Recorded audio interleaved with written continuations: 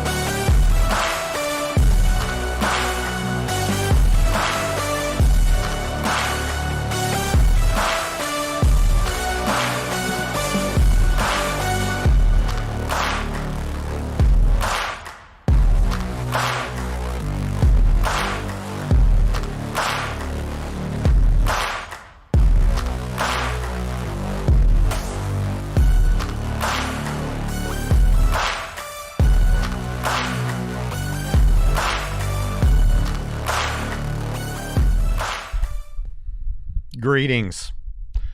Welcome, everyone, to Trinity Radio, the world-famous live stream. This week I am joined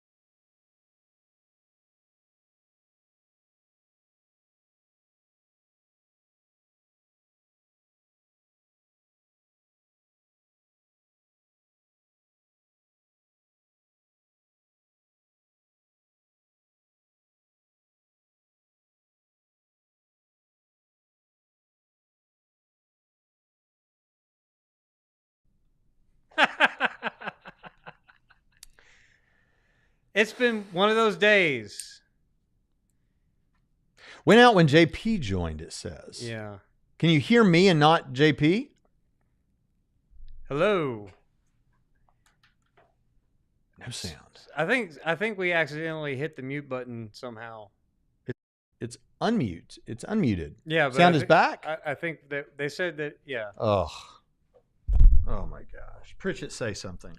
Yeah, so Braxton was talking about how we started posting clips of our videos onto YouTube, and, well, no, what you said was we started posting our YouTube clips onto Facebook. See, they have an expansive platform. I was saying that they have a dashboard similar to YouTube. I didn't realize how complex it was. And if you think, well, there's nobody on Facebook except for the 3 billion people that are there. And, yeah, old people like us, right? Who still need to hear about Jesus and stuff like that. So we're going to push stuff out that way. What I would love for you all to do, if you care about the show or if you don't mind helping the show, even if you're not like a big fan or anything, if you could just share video clips that you find interesting when we put them out there, and you may not find them interesting, but if you find one interesting, share that around. That would really help. Share even when you don't find them interesting. Oh, yeah. Say something negative about us and share that. We don't mind. Yeah. Or we really don't share the uninteresting stuff on behalf of the stuff that you do appreciate that you should also share. Okay, look, I see that New Testament theologist is, now here we go. I didn't even have that open. So I want to say, of course, it's today. That's what's going to happen. So, okay, we are going to talk about apologia in a minute. I just want to say this has been a really weird day. It's been a weird week. We've been moving stuff all week. Me and Pritchett had a big argument before this show started. It pushed everything back because we were so passionate. We were like, I don't care if Trinity Radio is going to start. We have to get to the bottom of this. And so we tried. Yeah, just Chris lean into the whole we're an old married couple. Chris Date is trying to get on here, and he can't. I forgot to put things. It's muted. It's listen. Here's what I do want you to know. We are clipping a little bit though. What does that mean? It did clip. Like I saw a little red line. Okay. Well, it's probably. Let's just jump into Paulogia. Okay. Let's just jump into some. Oh, but I do want to say, what I want to say is I haven't been posting as much this week or last week or maybe even the week before. Here's Chris. Let's see if he can come in. Chris. I made it. Okay, hold on just a second, Chris. Hold on, Chris. This is the most janky live stream. Your guest. What guest? Guest Chris State? Boom. All right. Date the debate. Chris, the debate date. The debate. You are the debate. Like so debate. Jesus is the resurrection and the life. I'm the debate. You're the debate, like the situation. Like you're Fauci is the science. Chris yes, is exactly. the debate. Today we have Mr. The Debate here, and I was just saying that I haven't been posting as much the last couple of weeks, and part of the reason for that is because there's just been a lot going on in our life, and I'm not going to bore you with what all that is, except Bridget did say we're moving things around at the seminary and all that sort of thing, but there's another part of this. I would very much like to pay a little bit to a person who would help with some of the social media side of things to get stuff done so that I can actually spend more time doing. And I have two people right now who I'm talking with about possibly doing that. That's one of the things that it's important to have Patreon for, because if we want to get to the next level, where we're having the impact on multiple platforms and stuff like that, where everybody's at, it's going to require us getting some, and also the podcast. I need someone to help me with posting the podcast. These are some areas where I'm just I don't have any more space to do anything. And so I need someone like that. So I'm sorry that we haven't had that stuff out, but we are trying to do something about that. And it's just been summer's tough, you know? Yeah, it was crazy because I was like, I'm going to start posting the Trinity Radio Extra. And then it's like, we're moving desks. And I was just like, all right. But the upside is we have been wearing shorts to work in this awful Indiana heat. So that's been nice. Okay, so Chris the Debate. We're going to jump in here and listen to a clip from Paulogia. Now, here's what you need to know as we begin this clip. I let Paulogia know today that we were going to be covering this, and he was really friendly about it. And I like Paulogia as a person. I find that we've had good conversations privately and stuff like that. That's why I let him know we were going to do this. I wanted him to know. And before this, he's responding to a clip from J. Warner Wallace's son, Jimmy Wallace, who is also a police officer, I think he says. And but J. Warner Wallace is basically saying, look, people don't really, well, I think I play a little bit of him saying it, but he's basically saying, look, people sometimes just don't like the way this God turns out to be, and they don't want to worship him. What really matters is whether it's true. And so Paulogia jumps in here and says some things, and kind of some agreement too with that. So let's just jump into the first clip and let's let it set itself up a little more than that. Oh, what's going on here? I know plenty of people personally who just don't like the way that the God of the Bible is. And for them, the way that they see that God in the Bible is a major barrier to faith in Christianity. And I gotta be honest, I agree with them sometimes. I sometimes will be frustrated. Why didn't God do this or say that? Why isn't he exactly the way that I would have him be if I was in control? Why does he not act when there's a tragedy? There are times when I am frustrated or even don't like the way that God acted based on my own opinion. So what he's describing there is often called the problem of evil, or at least in some circles, that argument is, or that thought process is given a name, the problem of evil. Now here's the thing, and part of the reason I'm bringing this up is that it came up on Twitter in the last few days about my stance on the problem of evil. And even though I have a few videos on my channel regarding the problem of evil, I've never really understood it as a great argument against theism. I think I'm in the minority there. I think people like Bart Ehrman became an atheist agnostic specifically because of the problem of evil. And I know lots of other people for whom that's true. And if that is you, that's great. I just don't personally get it. And perhaps it was part of my indoctrination. Again, the idea being that God, if God was all loving, he should have intervened here or should have intervened there, or should have prevented certain things. I still hold, and this might be heretical, I'm hoping I'm not bursting any bubbles or making people feel uncomfortable. I still hold that if there is a monotheistic God who is all loving and all knowing and all powerful and all good, that it is possible that in the long game, that he might have morally sufficient reasons for allowing certain things, because an all-knowing God would know over the span of the billions of years of the universe. I can never go back to that young Earth view. To the billions of years in the universe, that allowing a certain section of suffering, allowing a certain child to have cancer, or allowing famine that wipes out villages and kids and school shootings and all these things. Can there be a moral reason why that might be acceptable? I have to say that I'm mortal, and in that situation, I just don't know. Like, it's plausible to me. Oh no, I messed up. Of course I did. No, here we go. We're back. Okay, good. All right, so well, you're not bad to look at these days. You've lost a few pounds, so that's the thing. I have lost 32 pounds as of today. I'm feeling good about that. I'm fitting in this shirt, which I haven't worn since 2018. And the only thing I really have to say about that is it has made it where my head's a little foggy as a result, and it's made it hard in daily life right now. But there's much more good to say than bad. All right, Paul, I want you to know, you said in this video that you hoped you didn't let anyone down or disappoint anyone. I want you to know that I was completely comfortable with you saying that the problem of evil isn't your favorite argument against God, or that you find it fails. So don't worry about that at all, man. Right, and notice he gave the same reasoning that basically since Plantinga has been that God could have morally sufficient reasons, and we lack the perspective to know what they might be. But even I don't know that it necessarily has to be a long game.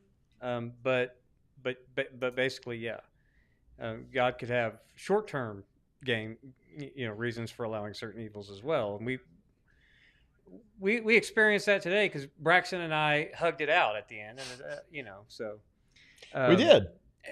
And reached a new deeper friendship after 8 years, that we find new levels of just how angry at one another we can become. Yeah. So, but and I know what you're all thinking. Could you do it again right now so we can see it? Oh, you would have loved it. Yeah. Chris, I think you would have been on my side, right, Pritchett? Well, it doesn't matter. Let's go on to something else. He's a Calvinist, so he would have been against both of them. Oh, yeah, that's true. All right. Yeah, so thank you, Derek. I'm going to use this opportunity to put our stuff over here. All right. So here's what are you guys' thoughts on this that was just said? Basically, what I heard Paulogia saying is, I get that resonates with a lot of people. But if I'm honest, when I look at the problem of evil, I just don't find it to be, wouldn't have been a good enough reason for me to jump ships, because I do think there are explanations for that at least are plausible. And he used the word plausible. And so, Chris? Well, I wanted to say something else about that real quick. And that is, he seems to reference, he talks about arguments from evil as though they're one thing. And I know he knows that they're not one thing, so I'm not saddling him with that. I think he's just trying to be simple about it to his audience. But it should be pointed out that there are logical arguments from evil, and then there are evidential arguments from evil. And the logical arguments from evil from people like Mackey and all of that, those are making a comeback. People are bringing back the logical argument from evil. And some people who are popular online doing this sort of thing are also letting that be known, like Ben Watkins talks about that quite a bit. But the thing is, there is the evidential argument from evil, and I think many atheists would say to Paul, and he probably knows this, well, if you just went with an evidential argument from evil, the difference there is we're not saying therefore God doesn't exist so much as we are saying it's less likely, given examples of gratuitous evils or evils that don't seem to have a purpose. It's at least less likely that such a God exists. But Paul doesn't really go into that. I'm just saying we have videos where we do talk about that, but Paul is just saying here about it in general. I'm not as impressed with that. And I think part of the reason for that is this skeptical theism sort of an idea that, hey, maybe God does have some explanation that we are not aware of. Chris, your thoughts, if there are any on this so far? Yeah, I mean, I have never been impressed by the argument from the problem of evil. It surprises me to hear, as you just said, that there are people reviving the logical version of the problem of evil, because as far as I'm concerned, that's like Weekend at Bernie's. You know, you're just sort of tying strings to a cork and moving it around. That argument is dead, and there is no merit to it. It's such a dumb argument. But the Yeah, evidential one is. Go ahead. well, I was going to say, yeah, bringing it back up doesn't mean it comes with any new force to it whatsoever. Right. Right. Well, and the reason for those listening that may not know that Chris might say such a thing is because it has been for decades considered not nearly the one to go with over the evidential argument would be the way to go. But the reason for that is because it's making too strong of a statement. It's got too much of a burden there. It's because the nature of a logical argument from evil is to get to the point where you say, look, given all this evil, such a God doesn't exist because can't exist because all powerful, all knowing and loving God, you wouldn't see evil like this. And all you have to do, the reason that he's saying it's dead is because all you really have to do is give a defeater. That means an answer that you don't even know if it's true or not, but so long as it might be true, it takes away the force of the argument. So I've given this example many times on the show, but if Chris and me and Jonathan are sitting in the room and Jonathan leaves and he comes back dripping wet, and I say the only explanation for that is that he got into the shower with his clothes on, you know that that's not a very powerful argument or statement because all you have to do is give any other explanation. Maybe it started raining, right? Maybe he fell into a pond. Maybe somebody poured a bucket of water over his head as soon as he left. Which I've seen done to him in Atlanta, Georgia for the ALS Ice Bucket Challenge when he challenged Mike Licona, who never did it because apparently he doesn't care as much as Pritchett does about ALS. But I'm just saying. Well, or maybe he wants to defend the rights of unborn who are being killed to harvest their stem cells for use in ALS research. So maybe Mike Licona just didn't want to support that. Gotcha.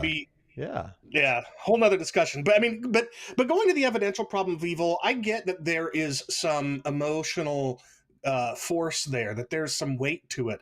But I like the way that you characterized the conclusion from that argument. It is not likely that God exists given the amount of gratuitous evil. But as soon as you start saying likely, well, then you're introducing the question. But if it's not the case, well, which is likelier? Not just whether or not God exists, given the amount of and intensity of gratuitous evil, but also what would be the alternative and how likely is that? And in this case, the alternative isn't merely that a loving God doesn't exist. The alternative is also those gratuitous evils aren't really evil. You don't get to continue to call these things gratuitous evil or evil at all if you deny an objective moral standard that can only be given by a moral lawgiver. I know that a lot of atheistic philosophers like to try and affirm an objective nature to moral statements, to morality. And they always ground it on the concept that what is good contributes to human flourishing and what is bad hinders human flourishing. But that still raises the question, why ought I to contribute to human flourishing and avoid hindering human flourishing? That still becomes just a subjective matter of opinion. So the point I'm getting at is, sure, I can admit that the degree and intensity of gratuitous evil around the world does challenge belief in a loving God to some extent. But if I'm prepared to say that it's likely, therefore, that a loving God does not exist, what I have to be saying is that it's likelier that evil isn't really evil. And to me, Braxton, you've said to me before, one of the if something is just so universal to human experience, like a sense of morality or like your belief in libertarian free will, for example, you've often used the argument that, look, we all just experience what seems prima facie to be an experience of libertarian free will. And if you, Mr. Determinist, want to challenge my belief in that, you're asking me to disbelieve in something that is just so obviously true to me. Well, in the same way, or in a similar way, apologia, or sorry, not apologia, but people who argue for the evidential problem of evil, what they're asking me to do is say it's likelier that what I know deep in my heart, in my mind, to be evil isn't really evil. That's what they're asking me to say is likelier than that a loving God exists. And it just seems to me so obvious that evil is in fact evil, which necessitates the existence of a God who, is the standard for objective morality. And so, sure, yeah, it's a little bit challenging to reconcile gratuitous evil with a loving God, but that seems like an easier hill to climb than to give up evil altogether, if that makes sense. That makes perfect sense to me, because and I know that there are a lot of apologists that don't like to run that in reverse, where you point out that in order to make a claim that evil exists at all, you need to have an.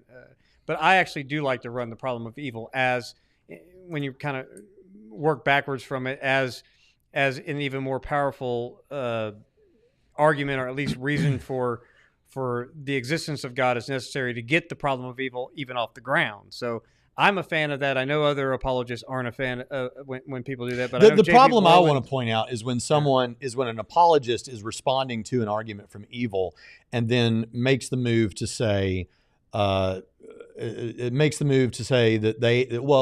you've got this other problem of evil too that goes right alongside of it, without taking into consideration the fact that the atheist is likely doing an internal critique of Christianity. So it doesn't even matter what their view of evil or anything is within Christianity. If you're saying that this is what good is and that's what evil is.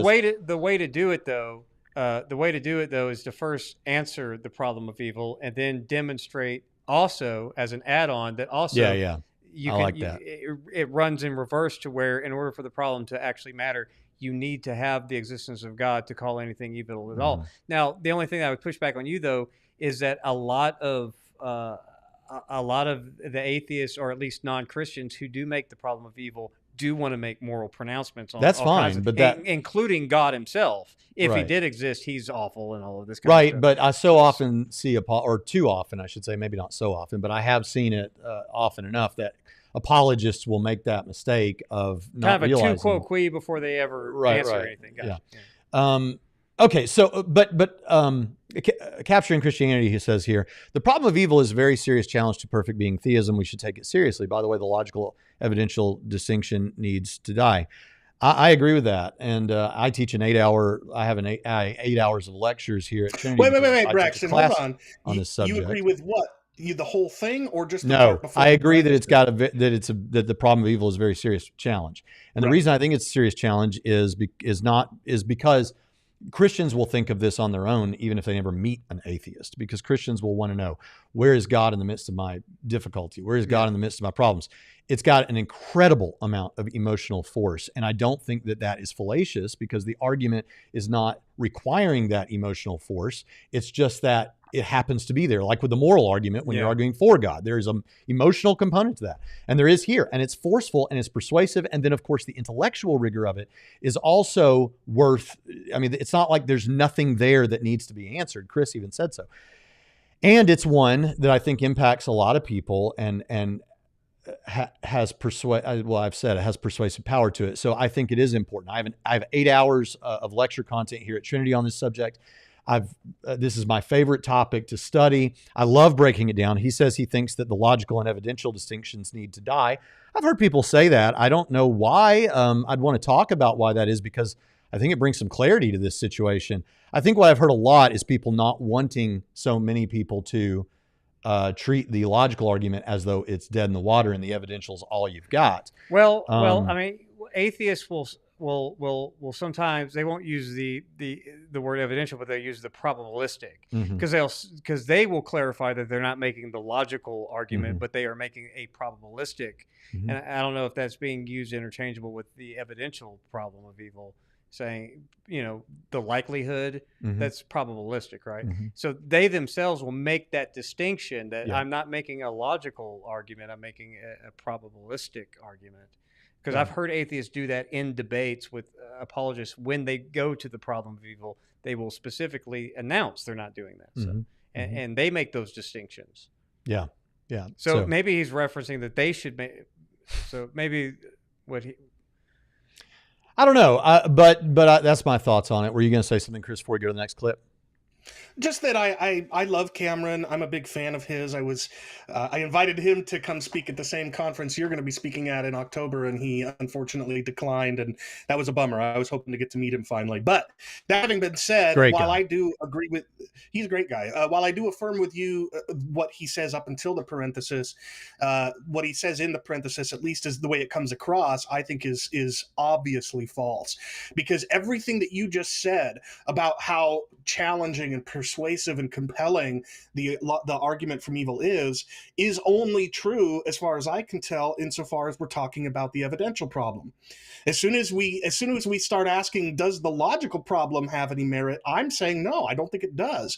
It's so foolish to me to think to suggest that it's logically impossible for a God of love, a God of perfect love, to have sufficient reason to permit, or even in my case as a Calvinist, decree for ordain evil. It's just so obvious that there isn't a logical contradiction there. So I do think the distinction should remain, because it's only that distinction that allows me to affirm with you that the problem of evil is a challenging problem. As soon as we introduce a logical one, I'm like, there's no problem there at all. Yeah, So. and I was hesitant to mention this because I cannot remember the name of the apologist that said it first. So I was thinking, well, if I can't reference who it was, then I shouldn't bring it up. But I will bring it up anyway. There was a prominent apologist that I remember from studying apologetics at Biola, and I started looking into it after he had mentioned it, but I can't remember who it was. I'm tempted to say J.P. Moreland, but I don't want to attribute something that he didn't say, but it was either J.P. Moreland or Craig Hazen or one of the Biola people, or maybe it was even Dr. Lewis. I can't remember. But what we they don't did care say, who it was at this point. Yeah, but I have heard it elsewhere, and I think I agree with it though. One of the things is that the problem of evil is a serious problem in the West, but in the East, it's not much of a problem, simply because calamity and disaster is something that they experience on a more regular basis.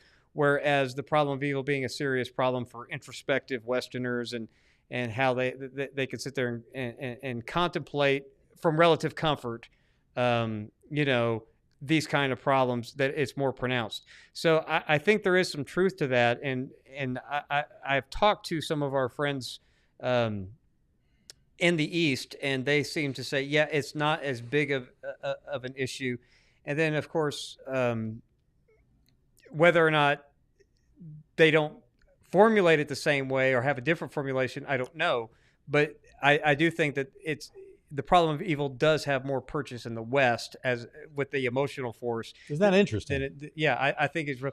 And it shocked me when I first heard it, and I can't remember which apologist, like I said, so forgive me. But I have run that down further, and I've found that to be true. So real quick, Nelson Baker 88, thank you for that $10 super chat. And just based on your profile pic, you look like a super fun guy. And he says, been so blessed and edified by you, brothers. Also, I miss the old intro blessings. Well, so does everybody else. Yeah, everyone. But also, I do want to say, we do have a couple of other super chats, but I wanted to, someone said something really important here that I think is true. And we're going to do this today since we have stuff to get through.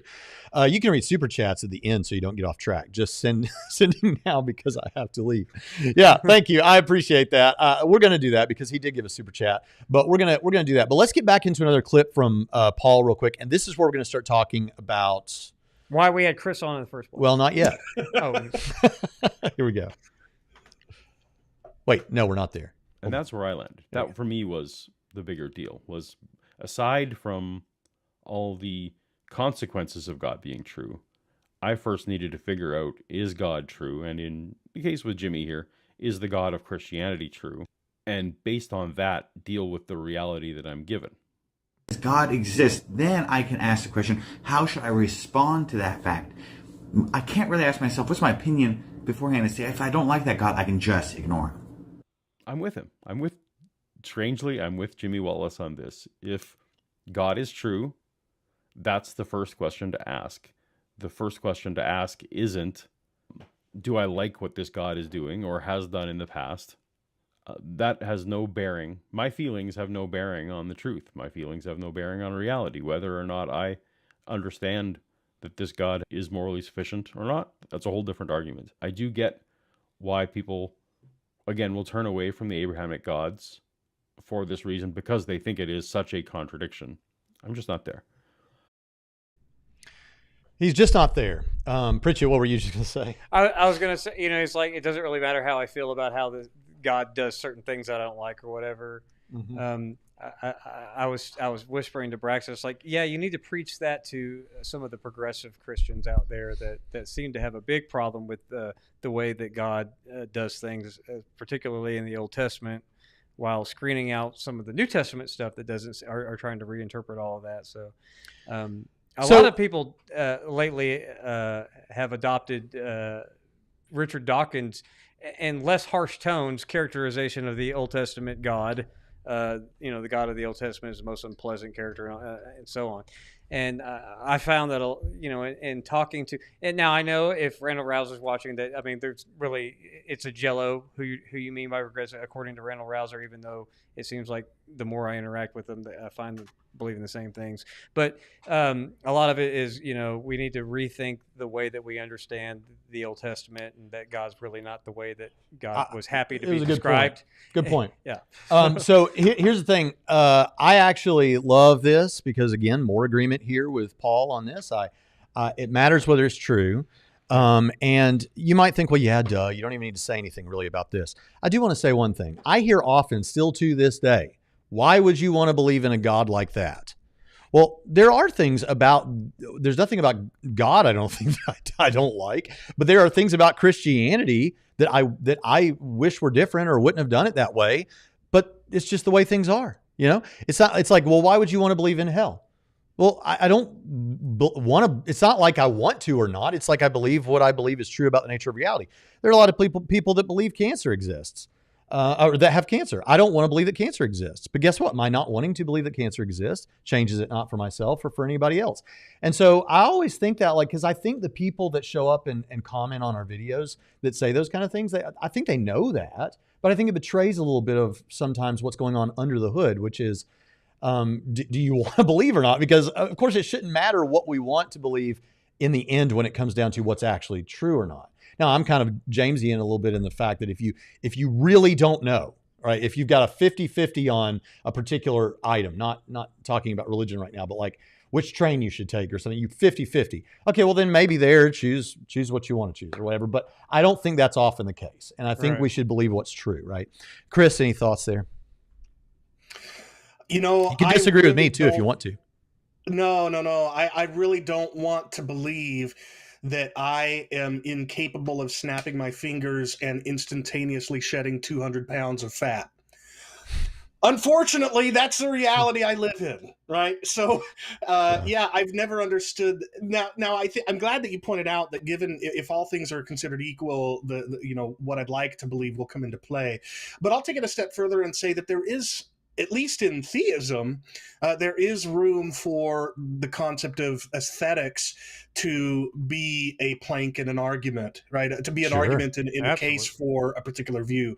But that's obviously not the case here. And I'm with you guys. I'm really not interested in what I do or do not want to believe. I'm interested in what I It's likewise not true that just because someone wants something to be true, it means it's false.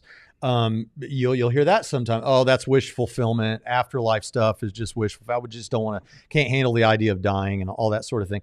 Well, hold on. Lots of things that people wish for turn out to be true. A young boy or girl dreams of the wedding day, and for many of them, it happens. Most maybe. Yeah. They dream of being wealthy, powerful businessmen or businesswomen, and in some cases that happens. So just because someone wishes for something doesn't mean it's false either. But just some simple, logical type things to point out. Areas of agreement. Now we get on to. Well, I actually, what was Wallace? What's the Jimmy? Jimmy. Mm-hmm. I mean, I think we've talked about this on the previous episodes too. There are things that you and I, like you said, wouldn't have done it that way, or there are certain things that we think in and of ourselves we wouldn't care about if God didn't, But the point is, for me, is not just whether or not it's true, but because I already believe it's true and I want to know it's true. But I also think, as a Christian, if God is as God describes in the Bible, then he knows better than I do why those things are the way that they are. And he knows better why he did the things that he did in the world that people may not like. Mhm. Better than say, well, maybe I wouldn't have opened the whole earth, or maybe I'd have just given Moses a pass on that. I mean, it was a rock, I mean, it's like but I don't know. It's same answer with the problem of evil is I lack the knowledge that God has to know why he does the things that he does the way he does them. So, Yeah. and I think that is fine for all the objections that non-Christians and progressive Christians alike bring up for some of the things they don't like about the Old Testament as well. Well, let's talk about one of those things that people feel uncomfortable about as we talk about the subject of hell.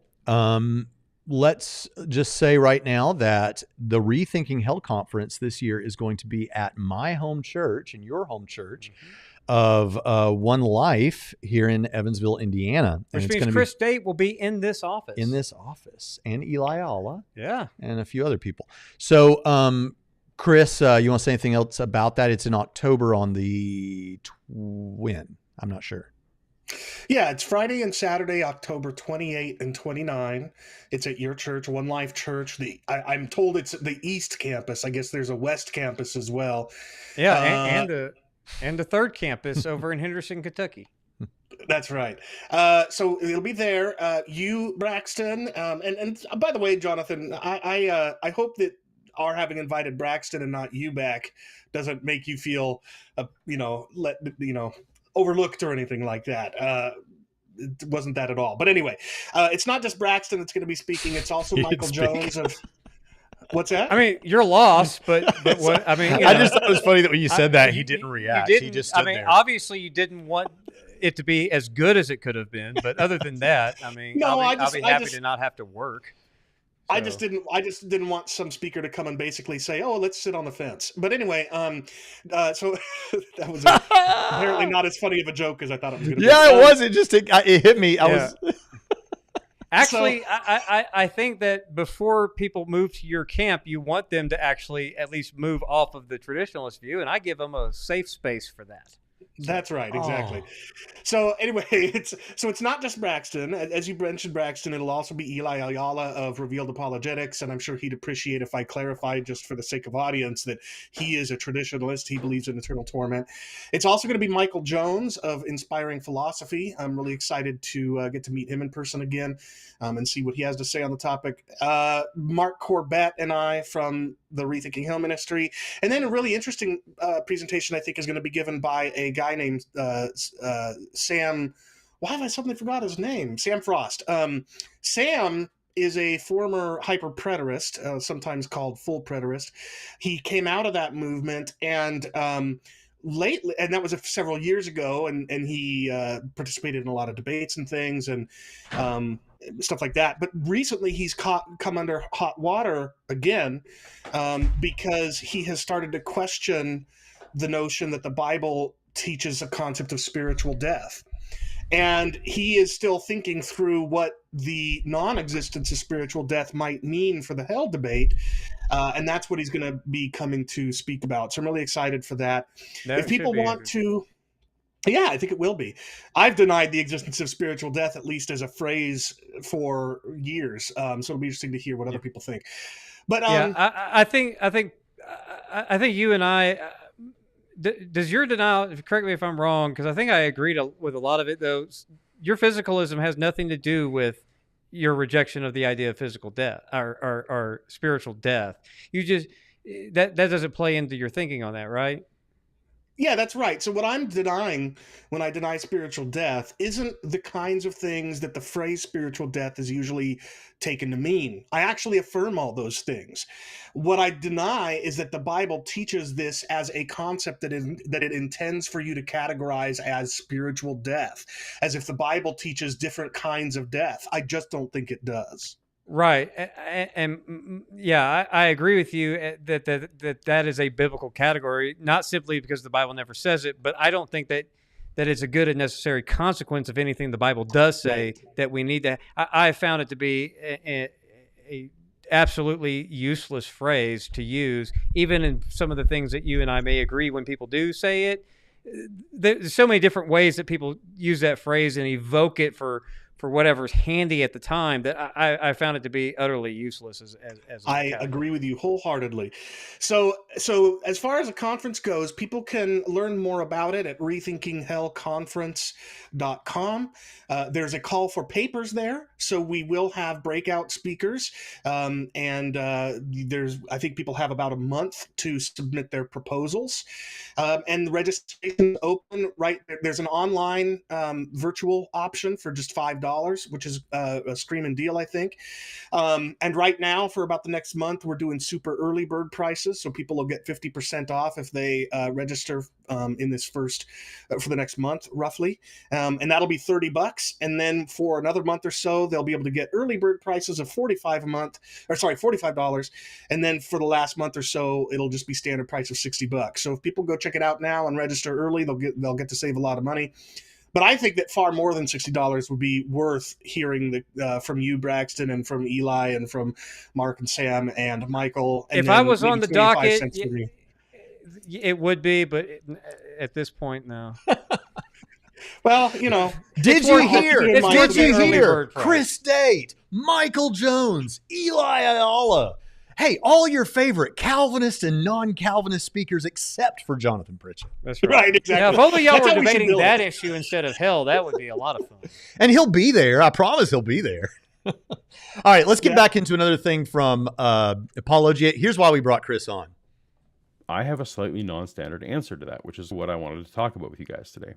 And my non-standard answer to that is, it depends on what hell I become convinced is true along with that. If I become convinced that the version of Christianity that is true is one that allows either universalism or annihilation. So the first view, universalism, is the notion that some Christians believe that all people will go to heaven anyway, because Jesus paid for all of our sins, and that accepting him isn't actually a requirement for salvation. Okay, so that's a universalist. The second one, the nihilistic view, is the idea that whether or not there is some period of torture, that eventually the souls of the non-believers who don't get to go to heaven will end, and that it is not eternal conscious torment. They will either be just gone from existence as soon as they die, or maybe there'll be an embarrassing judgment day and some torture, and then they're gone. So if either of those views were true, then I would see no reason to actually worship the God, because it's actually my preference to not live forever and go to heaven. So I'd be rooting for this nihilistic view. If universalism is true and I'm forced against my will to live for eternity, at least I'm in heaven. So A and B options, not worshiping the God because it doesn't matter. Now, Chris, really, I want to hear specifically from you about this. Obviously, Pritchett can give his thoughts. But I want to hear from you on this because as someone who openly endorses conditional immortality, which involves annihilation, the challenge here is just in case anyone misunderstood, Apologia is saying, well, here's the thing. Would I worship God? The problem is if I came to believe that annihilation or universal reconciliation is true, then I wouldn't worship God because I really don't have anything to lose. Maybe I lose eternity in heaven, but I don't really want to live forever. What do you have to say about that? Because this is a challenge, Chris, right? That some traditionalists give you to say, mm-hmm. Hey, you're not gonna scare enough people into heaven with that. Right. Yeah. Well, so there's a whole lot I could say, but I'll try to limit my thoughts here. But before I start answering that question, I'm just curious, did you happen to pull down those videos that I sent you and have them ready to show, or do you think that we probably can't squeeze those in? You start talking and I'll throw them in, okay? Okay, so just for well, just so you know, the one of those videos is a little clip of Christopher Hitchens that I'd love you to play. The other one is a section of a reading from a poem that I want to call out. But here, so first, what my answer to this boils down to is I don't think Paul's really being honest with himself. You see, when we are in comfort, when we are not in any danger, when things are going really well, it's really easy to pretend as though I could take eternal life or leave it, right? If I don't really mind the prospect of being annihilated, but everybody, whenever their life is in danger, knows that that pretense flies out the window as soon as one's life is in danger. And human history is replete with proof that people very much fear the termination of their very conscious existence in death. And that very fear, that very existential dread, there is a term for this. Existential dread means something. It means exactly the kind of dread that we humans almost universally experience when we face or think about the prospect of our existence coming to an end in death. And that existential dread has converted many atheists to Christianity. Just one example is a English professor named Mark Bauerlein. Back in 2012, he published an article in a magazine called First Things, and the title of his article was "My Failed Atheism." And listen to what he says. And by the way, what he ended up converting to was Roman Catholicism. And I'm not here to endorse Roman Catholicism as Christian. I'm just saying that this person, whose quote I'm about to read, motivated him to embrace what he believes is a solution to the problem you're going to hear him describe. So what he says is this: every night in bed, I foresaw my pending non-existence and trembled. I shut my eyes and the walls closed in. That I was destined to join the nothingness that I spied in the bush was an intolerable prospect, an unthinkable thought. Whatever plan I might commence, whatever identity I might pursue, it shrank to pointlessness beside the yardstick of boundless nothingness. This is when people actually reflect for a moment on what it would mean for them to be gone, not just gone somewhere else, but gone. This is the kind of dread that sinks in. Do you have that poem, the Albad video, ready to play yet, Braxton? Yeah, I do. It's not super long; it's 2 minutes, but I'd love for people to hear that, and I want to comment on it after it's done. I have both of them. I'll play that one first. Here's a picture of Pritchett for half a second. And here is the video. Oh, Bard. I work all day and get half drunk at night.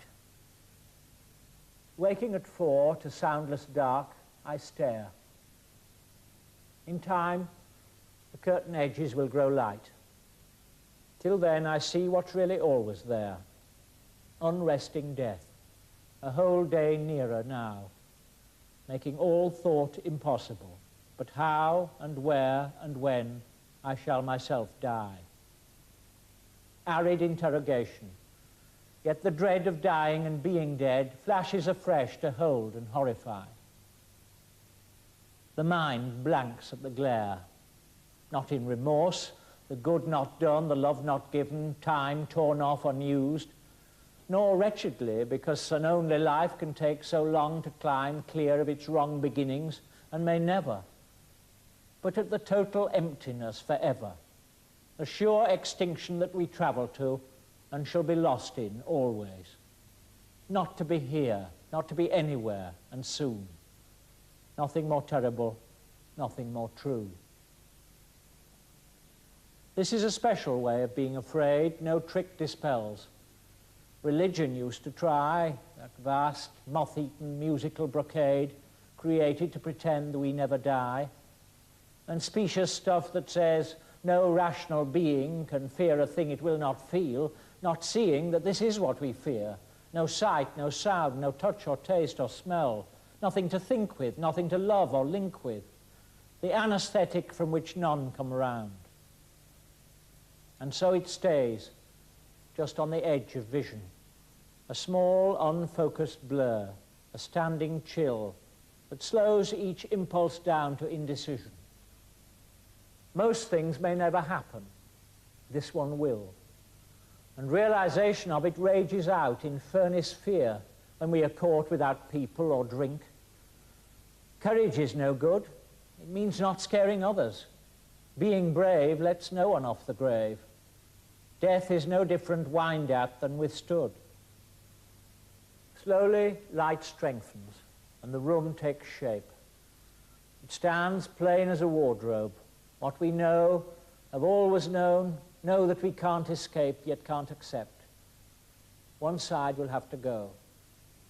Meanwhile, telephones crouch, getting ready to ring in locked-up offices, and all the uncaring, intricate, rented world begins to rouse. The sky is white as clay with no sun. Work has to be done. Postmen, like doctors, go from house to house. Okay, before you say anything, Chris, Pritchett requested that you get to... Yeah, I just wanted to say something real quick, that I remember having a conversation with you, and then you referred me to an article you wrote that had many quotes throughout the centuries of thinkers. What was the name of that article again? Where you talk about the fear of death, going all the way back to before the Greeks and stuff. I can't remember. Yeah, it's from an article that I published in an apologetics journal called Hope's Reason, and the title of my article is "Dismissive of Hell, Fearful of Death."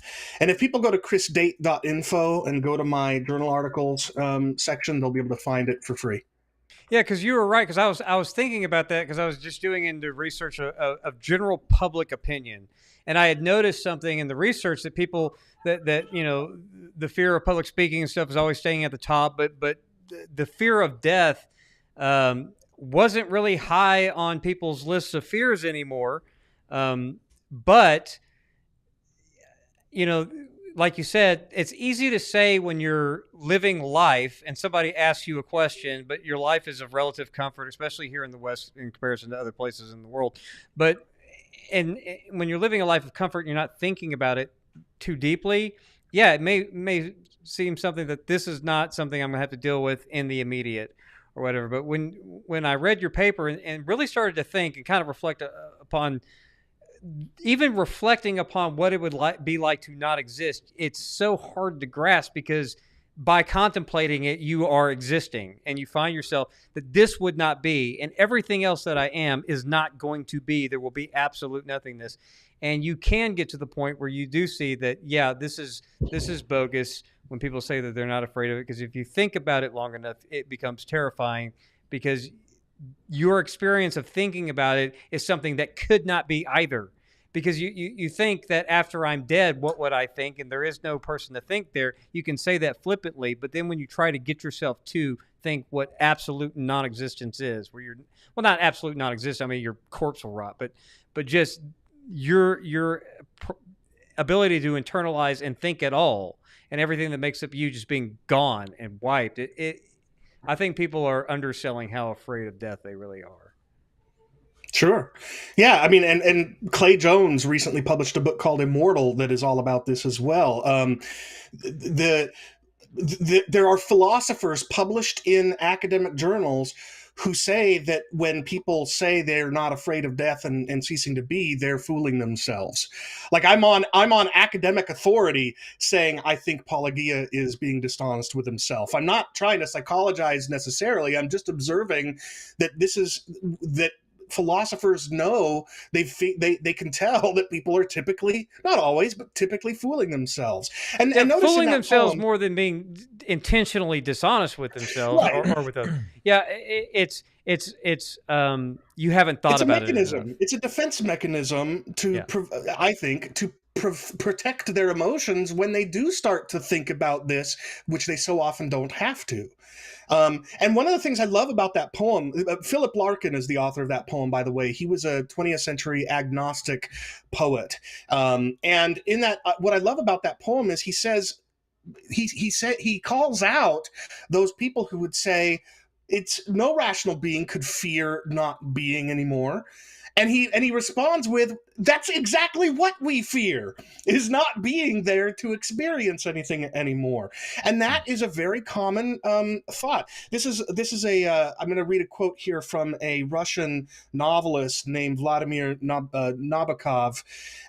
This is from his book, Speak, Memory, an Autobiography Revisited. He says, the cradle rocks above an abyss, and common sense tells us that our existence is but a brief crack of light between two eternities of darkness. And then listen what he says. Although the two are identical twins, an eternity of darkness before me, an eternity of darkness after me, although they're identical twins, man, as a rule, views the prenatal abyss, the non-existence before I existed, with more calm than the non-existence to one which is headed. This is what we do dread this. Even those of us who don't believe in annihilation dread death and the prospect of not being. And this might be a good time to bring in the other video, which is much shorter, where we can hear from Christopher Hitchens, because I think he'll speak to this helpfully. Okay, and give me just a second here. And that is coming up right now. I mean, Freud, in his Future of an Illusion, says that the connection between our desires and our beliefs in the case of the afterlife is so obvious. It's mankind's oldest and most strong dread. Maybe we could duck the fate that appears to be in store for us. That it's unlike any belief that Sam and I can offer you. Maybe all kinds of discrepancies between scientific views. We cannot promise you things of this kind. As religion always has to people. It doesn't make us morally superior, but it does mean, and we're not particularly happy with what we propose, which is overwhelmingly likely that annihilation and extinction await us. Chris? So notice what he's saying. He's saying we have every reason to think that that annihilation is what awaits us when we die, and we atheists cannot compete with Christianity as the solution to that dreadful prospect. So, and I've got more, like I could go on and on and on with quotes like these. I'll tell you what, I'll read one more. This is a funny quote, and I want to read it just for the lightheartedness of it. This is an article I'm quoting from. It was written by Glenn Peoples at our blog, and he's responding to Clay Jones. And there are a couple of quotes here that I think are really good, but this is the best one. He says, Jones, in his book, he quotes from some psychologists or whatever, and he says that if people had an ongoing awareness of their vulnerability and mortality, they would be reduced to twitching blobs of biological protoplasm, completely perfused with anxiety and unable to effectively respond to the demands of their immediate surroundings. That's what the dread of extinction does to us. It makes us anxious, nervous messes. So yeah, I'll own it. I'll own that I'm psychologizing, sure, because anybody who really thinks through the issue carefully knows that the only people who don't dread death and extinction are people who either know that's not the end because they're utterly sure that Christianity is true, or they've got a mental problem, like a mental health issue, some sort of insanity or psychopathy. It's like healthy. For like, huh? yeah, people would say, but suicidal people who kill themselves, obviously that's what they wanted, and but number one, think of how difficult it is for people who commit suicide. Typically don't just suddenly think, oh, I'm going to commit suicide, and bam, they do it. They work at it to try to muster up the courage to do it very often. And oftentimes after they start the process, they turn around. They're like, no, I don't want to do this after all. And even those who do follow through with it do so because they're in a it seems to be hopeless, no hope of ending the suffering that they're experiencing. But what Christ offers isn't just merely everlasting life in pain. That's what the doctrine of eternal torment offers people.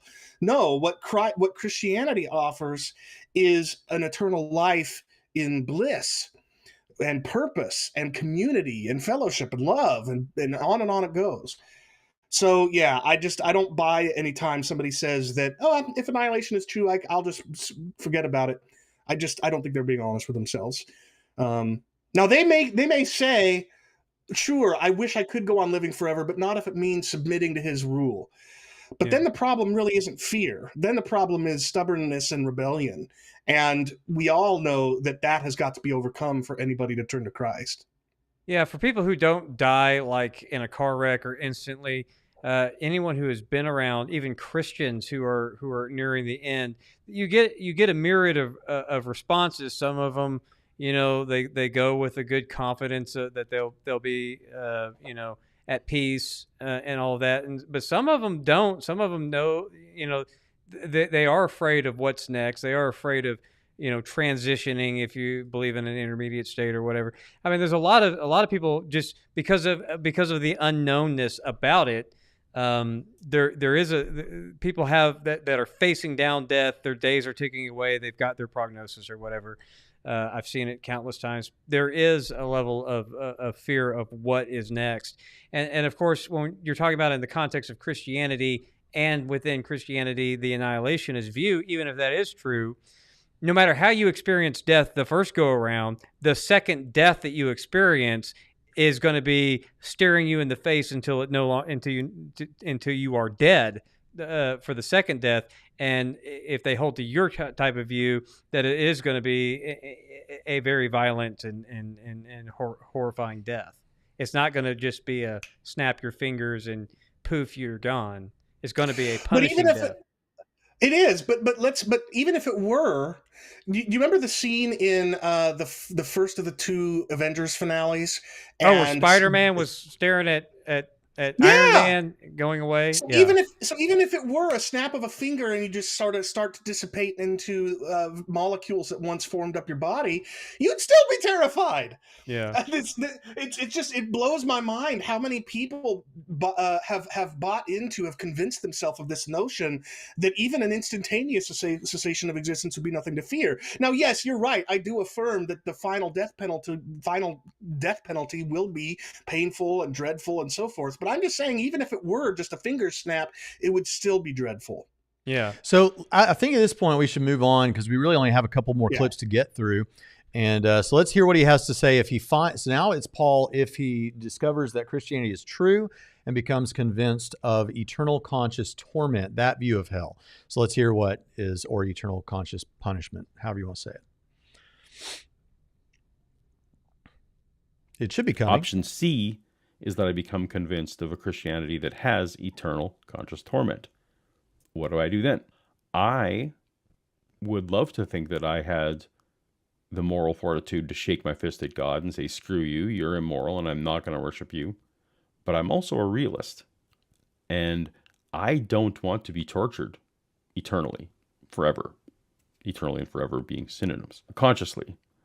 So the pragmatic part of me would need to figure out whether or not worship from such a person who's doing it purely pragmatically also gets me into heaven. If it doesn't, well, then I might be screwed, because I'd have to come around.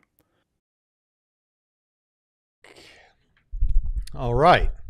So did we understand that one? If he finds out eternal conscious torment is true.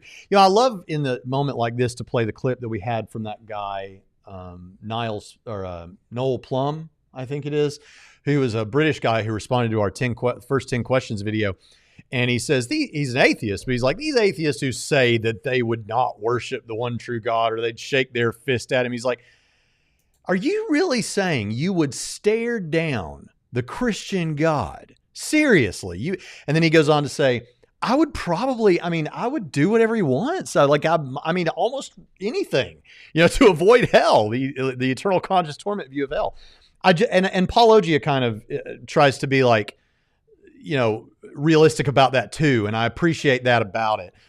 Chris, what do you think about what we've just heard? Well, yeah, I mean, if it came down to either A, him being convinced of eternal torment, or B, he is resurrected and he sees God in all his glory, and that's the reality that he's being warned about. Sure, I think a pragmatic approach would be, okay, I'll accept in order to not enter that fate. Of course, that calls into question just how genuine that expression of faith would be, right? I mean, yes, lots of Christians have come into the faith because they have been afraid of eternal torment, but then they fall in love with the Lord. And I think there's at least room for questioning at what point this person's salvation was real. Was it when they bought the fire insurance, or was it when they fell in love with the one who gave them that insurance, so to speak? And it's there so is good some that you question. say that. I'm sorry. Go ahead. No, go ahead. It's so great that you say that, because I actually don't know if you've watched this entire video, but he is going to say something that's very relevant to what you just said here in just a few minutes. Maybe we should just go on to that and then comment on all of it. Well, maybe, but that actually wasn't the bulk of what I wanted to say. Oh, The okay. main thing Go I ahead. wanted to say here, sure. The main thing I wanted to say here was that the whole, or in my mind anyway, the big challenge here is precisely the coming to believe that eternal torment is true, right? If you come to believe that that's true, you might convert to Christianity out of fear, but that's a tall order for a lot of people, especially for atheists.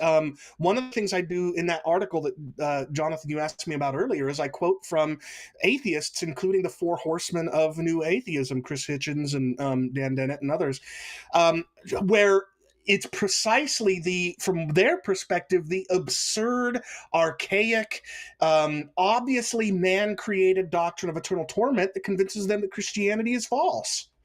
Right? If you think, I mean, gosh, I should have sent you more clips. In my presentation at the conference a couple of years ago, I played this quote from George Carlin, where he talks about just how absurd this comes across. Like, if you don't believe in me, you're going to go to hell, and you're going to suffer, and you're going to be in pain, and you're going to be crying, and you're going to be miserable, and it's going to be terrible, and you're going to hate it for eternity.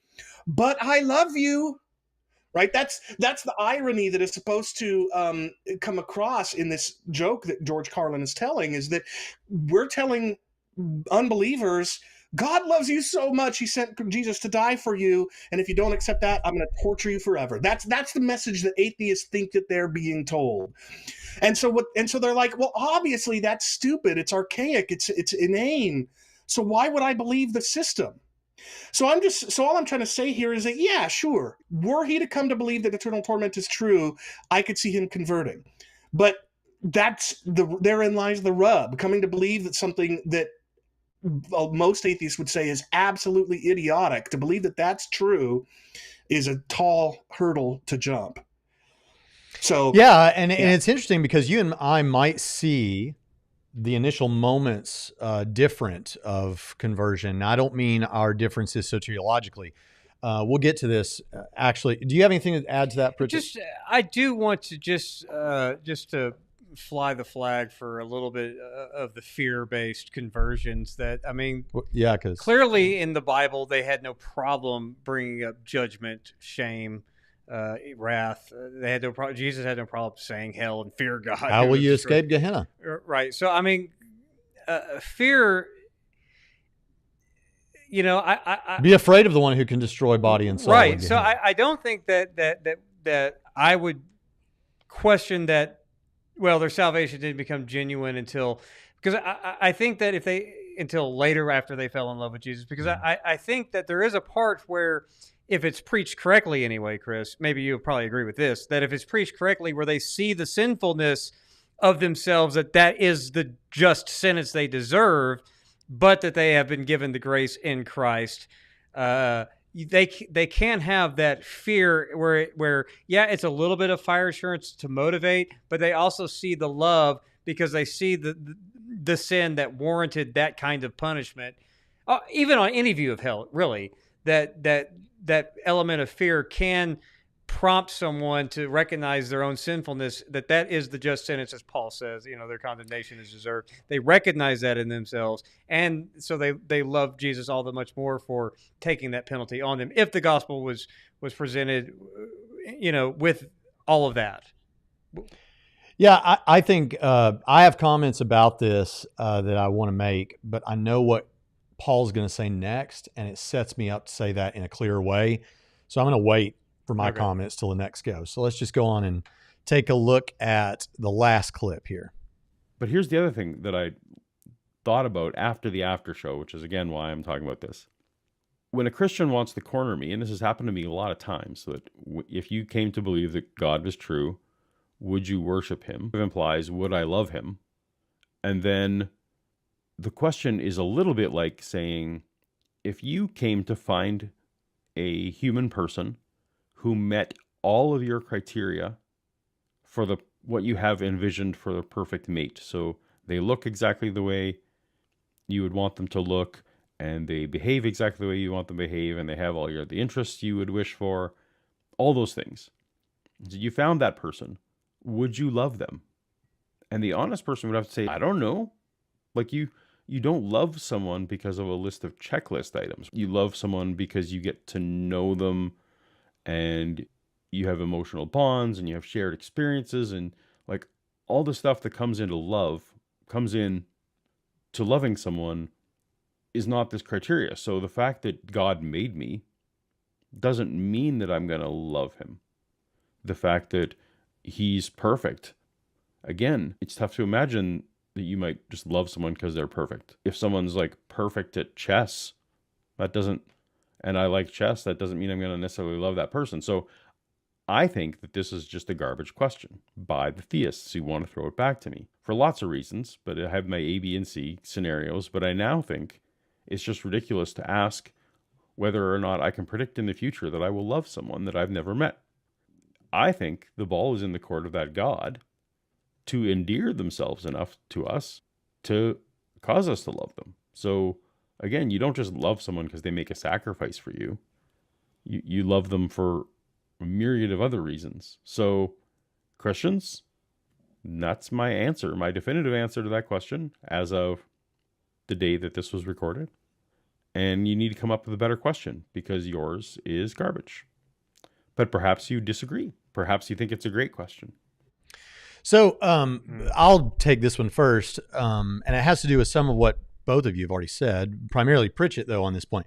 So when you first come to Christ, I agree that the idea is that we love Jesus, that he becomes our king, we love him, and that we love him with those sort of feelings of fondness that I feel for both of you men, obviously far greater because it's God, but this sort of love, like we talk about the feeling of love. But then I think, wait a minute, is my marriage to my wife legitimate? Yeah. Is it a good marriage? I think so at this point. Yeah. Okay. So did you love her when you first saw her? No. You say, well, hold on. What about love at first sight? That is a myth. That we call that lust. There's a word for that. But it was actually first attraction, right? I thought she was physically attractive. Maybe I saw a style there or something that I liked, but it was all shallow kind of on that, as far as that goes. But then when I went over and talked to her, then I started to get to know her. And of course, as we went along in that relationship, I loved her more and more. I don't actually have a problem. I think, but then there's also another way we use the word love. You can love someone without having emotional feelings for them. I could love Chris by doing good things for Chris, or helping Chris, or taking Chris's advice, even if I don't love Chris in the ooey gooey feeling sort of way. And in that way, I am loving them. And the Bible seems to refer to both things. And what I want to say here is that you can love God from the moment that you bend the knee, even if you don't have some sort of an ooey gooey emotion yet.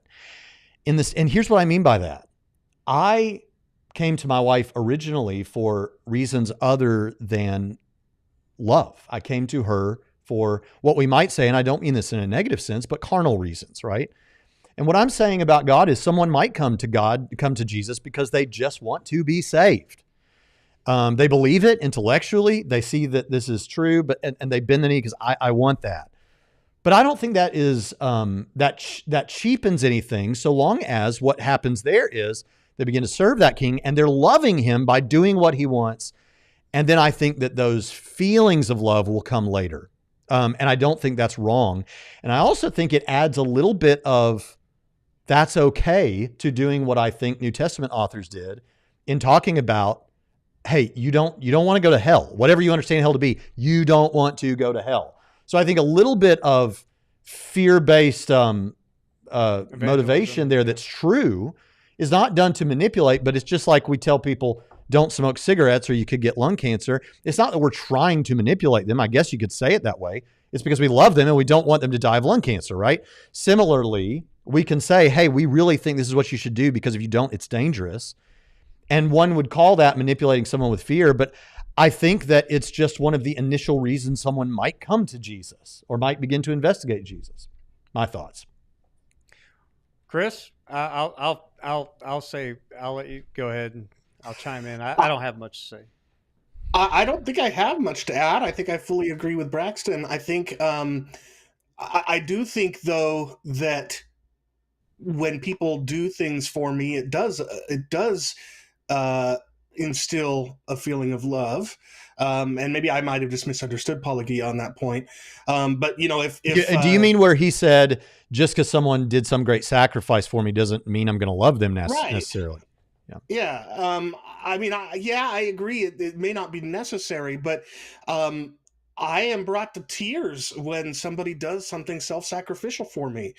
That may not be full-fledged, if there's a scale from 0 to 100, where 100 is the absolute most outpouring feelings of love you could possibly have and 0 is none at all. I'm not saying that when somebody sacrifices something for me that I go from 0 to 100 instantaneously, but it certainly does cause the meter to go up a bit, right? Yeah. So I do think that the knowledge that he has given me life and breath, if I'm an unbeliever and I come to the position where I'm now convinced I have been given life and existence by a creator, I look around and I see the beauty in the world that he has created for me to live and walk around and experience, the relationships that he's given me, the opportunities that he's given me, and that I am completely undeserving of ongoing life and am destined to die if I continue on the path that I'm at, but that God became incarnate and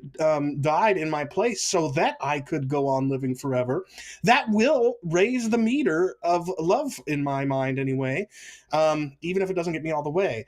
But all of that having been said, I still agree with you, Braxton, that even if it almost is nothing but a fear of going to hell, whatever that is, that can just be the first step in what will then become an increasingly passionate love story. Yeah, and here again, more evidence that I'm having a hard time today. But BA Skeptic says, how is Paul's view of love wrong? So obviously at a theological level, and if we really got into the details about love and what it is, that I probably would think that there's some things wrong there because we have different worldviews and different groundings for things and different ontology for things and all that sort of thing. But it's not really here that I disagree with Paul's use of love. It's just that I think that there is the use of the word love that has to do with your affections towards someone. And then there is the use of the word love in terms of how you, for example, if you go to Malachi, how does God hate Edom? And I'm not getting into the Calvinism debate, but even if this isn't applicable there, as some people might think, it still says this in Malachi, and it's still true. How have I loved you? How have I hated you? Oh, by blessing, building up, or by tearing down their mountains and things like that. So that it's loving to treat someone well. And the inverse is also true of what I say a while ago too, about how I came to my wife.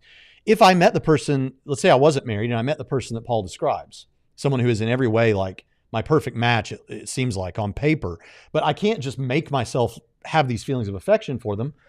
I don't know about that. Yeah. If I genuinely decide I want this person I think this would be a good spouse for me for all of these reasons, I think that I could put myself in situations where those feelings would emerge by taking them out on dates, things like that. It reminds me of when Tim Stratton said that or maybe he was just giving an example, or maybe it was him, I don't know. But if a man marries a woman who's got a kid like you did, he doesn't necessarily already just then have this love for this kid. But he can put himself in situations where that love does develop. On a certain level, but I disagree with Paul's view of love. What I find wrong with it is because did I love my son Zach when he first entered my life on an intimate level? No, but I did have a general benevolence that is love, that is, to use Paul's category, pragmatic, in the sense that I am going to perform certain duties towards this young man, and the more time I do spend, you do get that love on a intimate sense. But as far as love at first sight, sure, it can be carnal towards her, but you could also have that pragmatic general benevolence that you're going to direct towards one specific person. That I had this love for my wife, that's going to be you, so I'm going to start focusing that pragmatic stuff until the intimacy is built. This is why arranged marriages have been very successful at times. Right. So right. So you can look at it as arranged marriage. Because what happened in those arranged marriages? And ideally, ostensibly, the parents of both children thought about what would make the most sense. Yeah. Right. And so it kind of was Paul's situation. Yeah. Maybe not perfectly, but close. And then what do those kids do? They decide to love. Well, first they decide to pragmatically love each other, like you say, benevolently. And then the feelings of love emerge. Right. And same thing with I build you up, or I tear down your mountains. That's how I hate you. I'm going to hate them by tearing down the mountains, or I'm going to love you by building you up. That's that general benevolence kind of thing to build up towards another person. So it goes back to what Chris said. When you recognize that the person that you are going to worship is the person, to use Chris's life and breath. You know, take away that oxygen, see if you don't depend on that. So God has been gracious enough to give us the beauty in the world to look at, even though we build ugly architecture and do all sorts of things to the world. We have been given so many gifts pre-built into our existence before we show up, and then we show up and we have air to breathe. We have beauty to look at and behold it, declare God's glory and all of that. If that's the person to whom you are repenting and believing and then going to direct your worship towards, there is an appreciation in the sense that general benevolence can be, I'm thankful to that creator for all of the common grace things. And now lastly, before we turn it back, just direct all that towards God, and then the intimacy can come later. Yeah, and before I turn it back over to you, Chris, because we just have you sitting there like a stump on a log for a while. What I wanted to say about this, I just forgot. So go ahead, Chris. What would you say? Oh, no, I know what I was going to say. So when it comes to the love relationship, he has said, what he said that we haven't addressed is, he said the question that's garbage, I think I'm right about this, it was that, well, would you worship this God? And he says the problem with that is that worship is kind of like love, functions similarly to love, and then we've been talking about love. Let's tie it back to worship. This still works because same with worship. To worship, I think, has to do with what are you sacrificing for? What are you willing to give up for the good of another?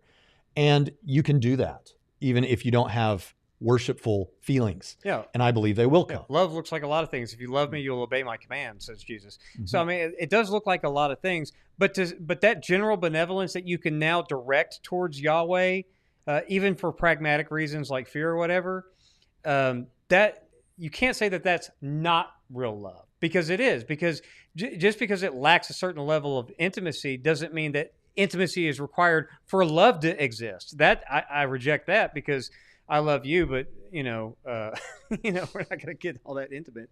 I mean, even in a platonic intimacy, but you don't even have to have that in order for love to exist, because that general benevolence can be targeted towards something specific, and it's false to say that that's not genuine love. It's just maybe not the ooey gooey feelings and intimacy or romanticism or whatever, but it's still love. Chris. Yeah, I fully agree with all of that. I thank you for pulling DCO's comment up. I was going to encourage you to do so. The only other thing I'll add to this conversation about love as act versus love as feel is that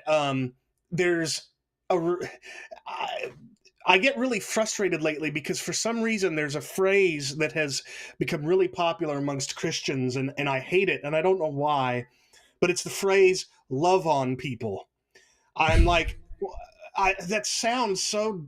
I don't know what it is. I know I'm sure I'm just being stone-hearted or something like that.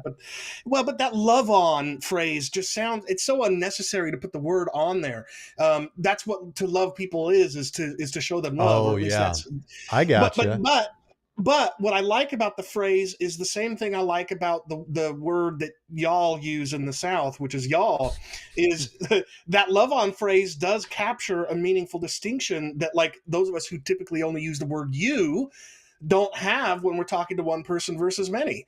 Love on. You have to say as a you phrase, all. Right, exactly.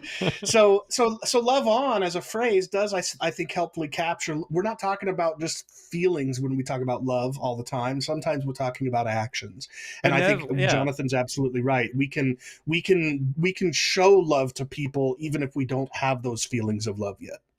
Yeah, there is a general benevolence that you can target towards specific things, and it's just because it lacks intimacy or depth or emotions, whatever, doesn't mean that it's not love. When you And I have that towards a dog. I mean, my daughter, we have a cat now, and it's like, I hate cats. You know, I hate cats, but when my family's out of town, it's my responsibility to feed the 2 dogs and the chickens. I'm not leaving out the cat, right? So there's no intimacy there between me and that stupid cat, but I'm going to have a general benevolence towards it. Yeah.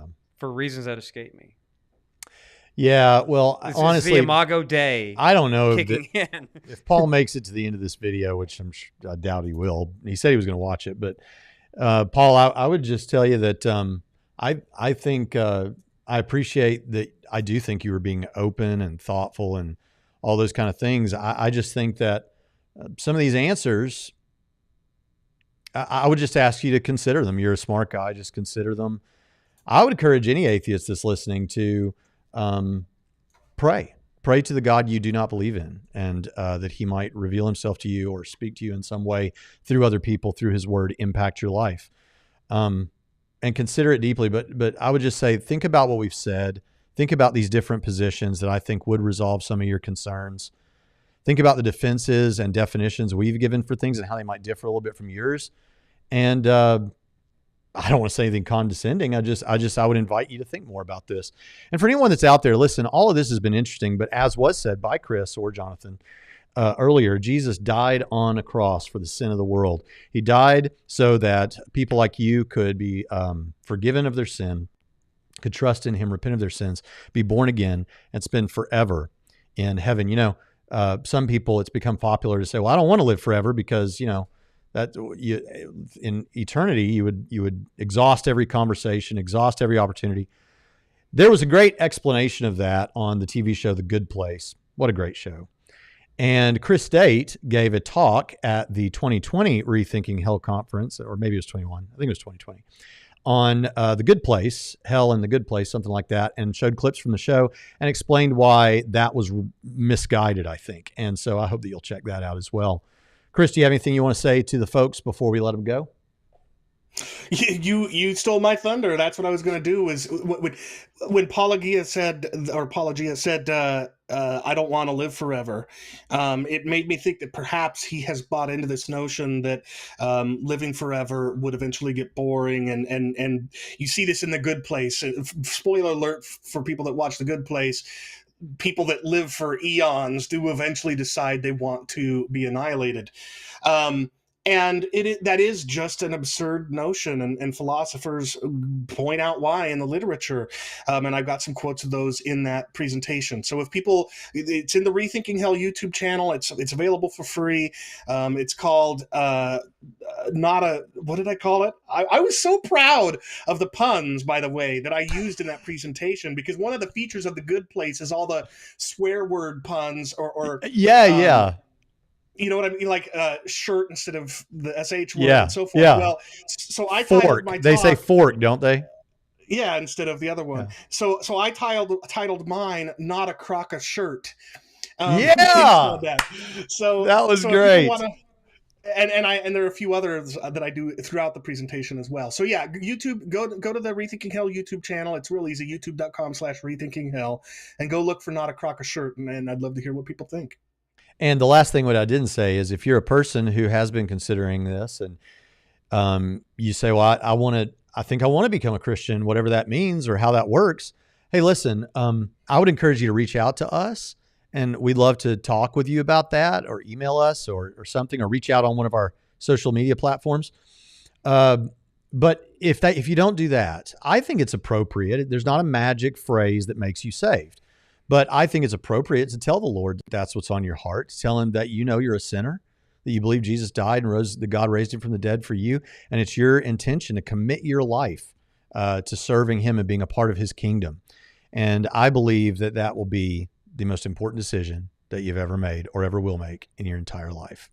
Thanks for being with us today. Chris, thank you for being here. I hope people will show up for the conference. I hope that Will Hess saw that I was sporting my church split coffee mug that I ran down the hallway to get to show off for him. So anyway, Chris, thanks for coming on. Love you, bro. It was my pleasure. Thanks for inviting me. I love you guys back. Bye, Pritchett.